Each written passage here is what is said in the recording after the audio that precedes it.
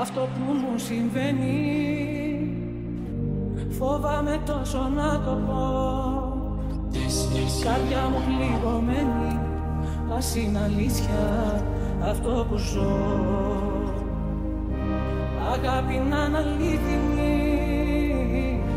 αιτία να είναι κι αφορμή. Σ' αυτά τα μάτια που κοιτώ, τον έρωτα